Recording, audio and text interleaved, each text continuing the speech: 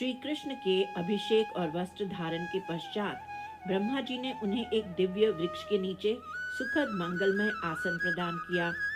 वे संपूर्ण ऐश्वर्य के साथ भगवान की पूजा करके उन्हें अत्यधिक प्रसन्न करना चाहते थे।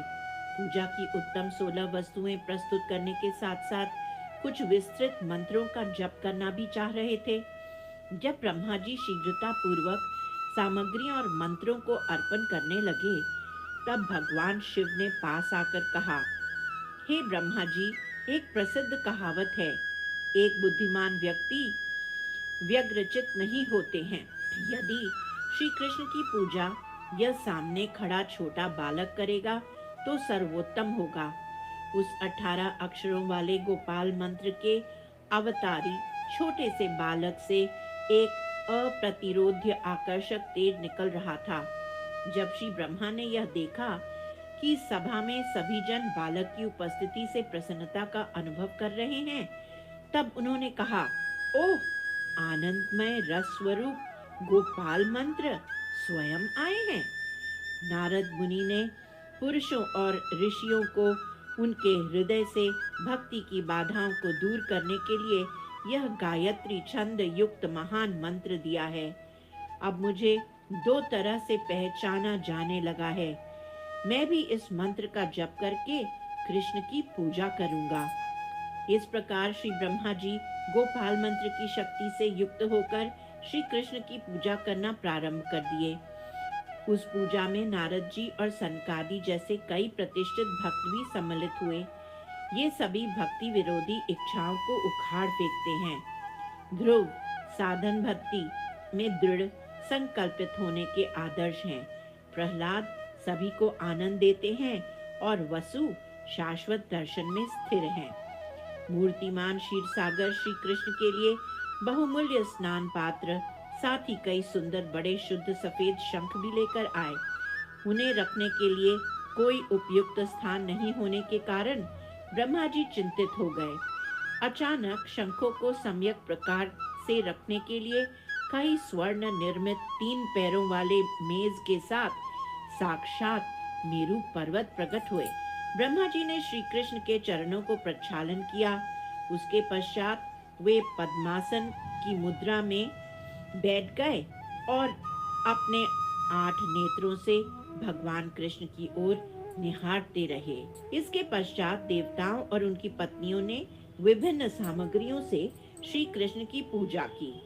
कैलाश की देवी ने एक स्फटिक मणि से निर्मित छोटा सा कलश लोटा प्रस्तुत किया, जिससे सभी को प्रसन्नता हुई।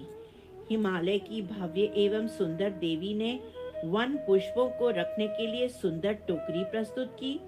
वन देवियों ने श्री कृष्ण के आकर्षक कमल चरणों के प्रक्षालन के लिए सुगंधित वन फूल, धूप में सुखाए गए चावल, जौ, कुश घास, तिल के बीज, सफेद सरसों के बीज, जंगली काले चावल, दरभा घास, सुगंधित जायफल, लौंग, मसाला, अपराजिता पुष्प और जल में मिश्रित अन्य प्राकृतिक वस्तुएं भी प्रदान की।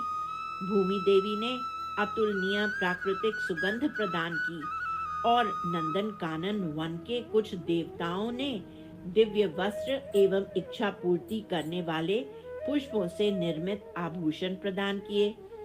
अग्नि की पत्नी स्वाहा ने सुरभि गायों के प्राकृतिक कपूर सुगंधित घी से युक्त भव्य दीपक प्रदान किया। कामधेनु ने प्रचुर मात्रा में दिव्य गौरस प्रदान किया। अदिति ने विभिन्न प्रकार के मिष्ठान बनाए। इंद्र की पत्नी शची देवी ने स्वर्ण वक्र युक्त तांबूल अर्पित किया। प्रत्येक दिशा से देवी देवता श्री कृष्ण के लिए बहुमूल्य वस्तुएं लेकर पहुंचे। अति उल्लास में ब्रह्मा जी ने मंगलमय राज्याभिषेक समारोह आरंभ करने के लिए मूल मंत्रों का जप किया।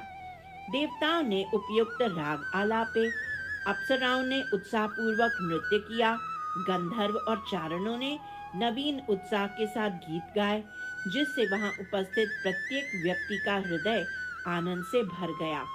कार्तिकेय ने भक्ति पूर्वक श्री कृष्ण के ऊपर छत्र लगाया और ऋषियों ने शुद्ध ऋचाओं का उच्चारण किया। ब्रह्मा जी ने श्री कृष्ण के ललाट को आकर्षक तिलक से सजाया। आनंद अतिरेक से अभिभूत होकर उन्होंने धीरे से श्री कृष्ण के सुंदर सिर पर एक बहुमूल्य चमकदार रत्न जड़ित भव्य मुकुट रखा और घोषणा की, हे कृष्ण, आप ब्रह्मांड के अधिपतियों के भी अधिपति हो। तब ऋषियों ने भी जोर से जय घोष की, हे वृंदावन मदन, हे नंद सुत, हे सर्वशक्तिमान सर्वश्रेष्ठ, गोपियां ही आपकी प्रियतमा हैं। हे विश्वशेखर, हे देवों के देव, आपके चरण कमलों की सेवा का रस ब्रह्म के आनंद से भी बढ़कर है। हे गोविंद, आप ही आदि पुरुष हैं, समस्त सृष्टि के आदि कारण हैं। हम आपको बारंबार प्रणाम करते हैं। इसके पश्चात भगवान शिव ने अपने सर्प आभूषणों और मुंडमाला को अलग रख दिया और अपने शरीर में लगी भस्म को धोने के लिए मानसी गंगा में स्नान किया। तदनंतर अंतिम आरती की। उन्होंने शुद्ध सुगंधित मृत्तिका, धूप दान, सुंदर रत्न जड़ित घी के दीपक और सुगंधित धूप से श्री कृष्ण की पूजा की और फिर आरती और अभिषेक के समापन के लिए विभिन्न मंत्रों का जप किया।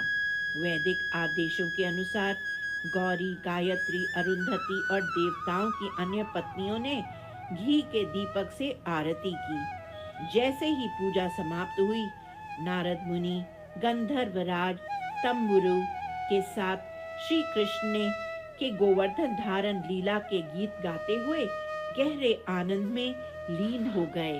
भगवान गोविंद के अभिषेक समारोह के समापन के बाद ब्रह्मा जी ने सभी भक्तों को महाप्रसाद वितरित किया।